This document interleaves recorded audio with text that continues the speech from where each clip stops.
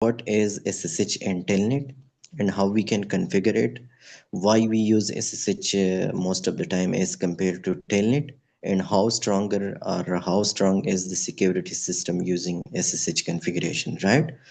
So SSH and telnet are tools and protocols or methods which are used to take remote access of the switches or routers, right?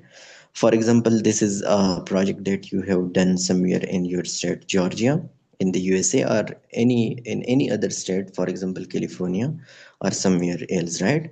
But you want to take remote access of this router or switch. You don't want to go again and again and connect the console cable and take access through that method. So you can configure SSH or telnet to take remote access of this switch or this router, right? So let's do it in a simple topology. For example, this is a portion of that bigger project, right? So how you can configure SSH first, let's do that, and then we will discuss SSH with a new perspective, with a unique perspective, right? So let's do configuration of SSH first. You will configure SSH on this switch. The steps for that is you will give it a host name, right? Then you will give it a domain name which is used for the generation of keys, or simply we can say for the generation of passwords.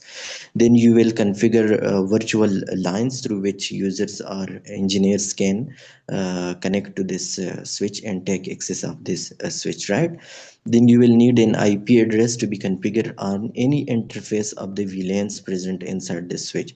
So you can create a new VLAN also, but you already have a VLAN present in this switch, that is by default VLAN 1. So you need to configure IP address on the virtual interface of that VLAN 1, and then you can use that IP address to log into this switch.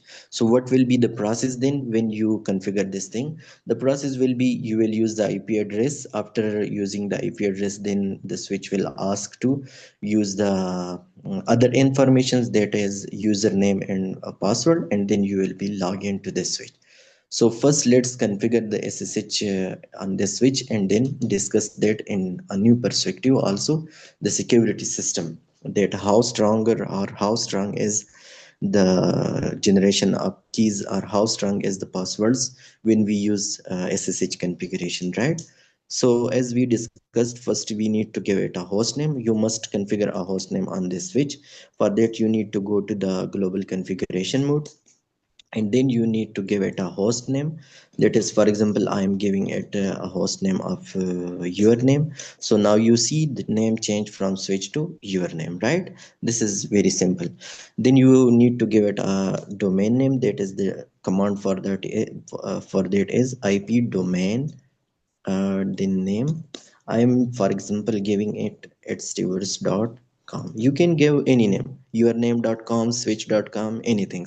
It is just used when the keys are generated or the passwords is created while using SSH configuration. So you can give it anything.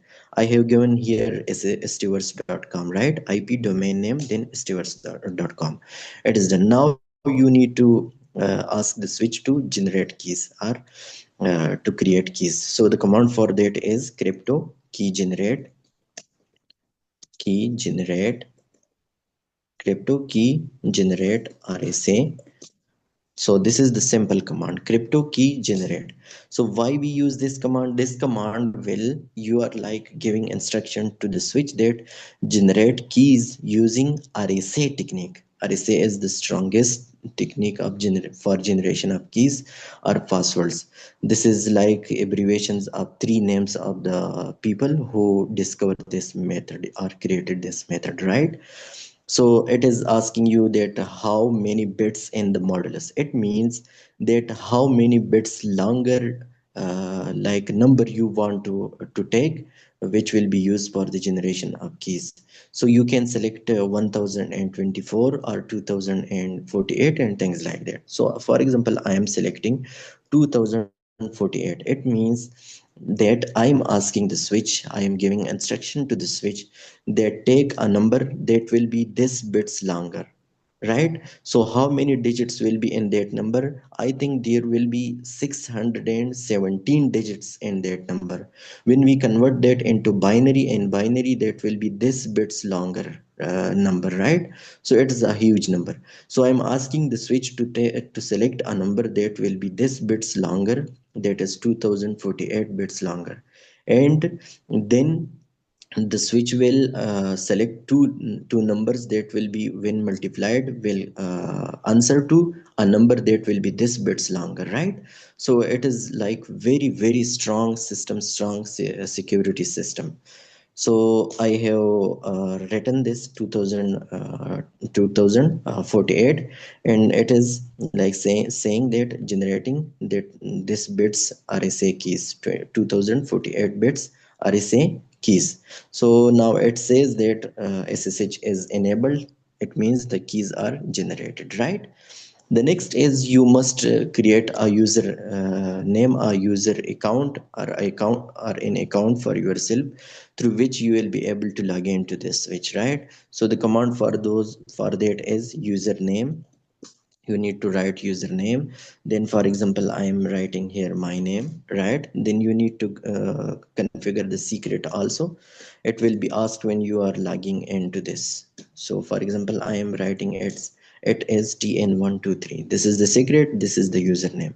When I will use the IP address to log into this switch, it will then ask me to enter these information, that is username and secret, right? I think it's very simple.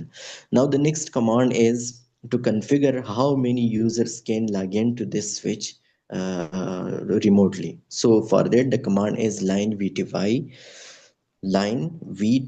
It means you are configuring virtual lines 0 to 4. For example I am doing it 0 to 4. It means 5 users can log into this switch, that is 0 1 2 3 4. Total it become 5, right? So the command for that is line vty 0 to 4, right? Now the next is you will give an instruction that use login local. This command means that when someone is trying to log into this switch, that will use this account that is created above here. Username must be this one, the secret must be this one. So the command for that is login local. To use this information to log into the switch remotely, take the access of this switch remotely, right? The next command is transport input SSH. You must write this command also. Transport input SSH. What does this command do? Input SSH. This command is like you are giving instruction to the switch. The command is transport input SSH, right? Input SSH. This command, what does this command do? This command is giving instruction to the switch that only allow users who are trying to log into this switch remotely through SSH method. Not any other method will be allowed, right? Like telnet and any other. Telnet is not secure. That's why we are not using that method most of the time. We are using only SSH method, right? So this command is giving instruction to the switch that only allow users who are logging into the switch using SSH configuration. I think this is very clear. Now just exit from here, come back to the third mode again, and next is configure IP address on the virtual interface of the VLAN 1. That is, you need to go to the interface VLAN 1. Okay, this is command for that is interface. You can simply write interface VLAN 1. You are on the interface of VLAN 1 now. Now give it an IP address, that is, for example I am giving it 192.168.1.10, and then the subnet mask must be mentioned, that is 255.255.0. This is the subnet mask. So the IP address is configured on the switch. Now when you are remotely logging into this switch, what will you do? You will need to use this IP address to log into the switch from anywhere. Then after that the switch will ask you to enter this information, username and secret, right? So this is how you can configure SSH. Now you need to ask it to not be shut down, change the status into up, right? You see the status is changed to upstate by default. Most of this like the interfaces are in down state. That's why you must change the status into up. So now the status is changed into up, right? Now exit from here and save the configuration. The command in third mode is do right. So it's saying building configuration. Okay, so everything is saved. Now you can now log into this switch remotely from anywhere, right? No need to connect console cable again and again. Now let's discuss how stronger is RSA technique. RSA technique is so strong that if a classical computer or someone is trying to hack or decrypt the passwords or the keys that are generated using RSA technique in SSH, he will, or a powerful computer is trying to decrypt it. So anything or any person will need to try 2 power 112 tries. That is almost impossible. If a powerful computer can tries many like many tries per second, it will also need to take thousands of years to decrypt or hack this type of passwords when we use RSA technique in SSH, right? So it means like nothing or no computer, no powerful computer can decrypt or hack this type of passwords or keys. Okay, so this is very stronger. But one technology is coming that is known as quantum computing, that will be able to decrypt or hack any passwords, even if it is if you have used RSA technique also, right? It will be like nothing will be in that time, nothing will be safe. Everything will be possible to be hacked or decrypted. So people are very worried about it. That is just some discussion so you can know about the security system. So I think now this is very clear. You can log into the switch remotely from anywhere. Thank you.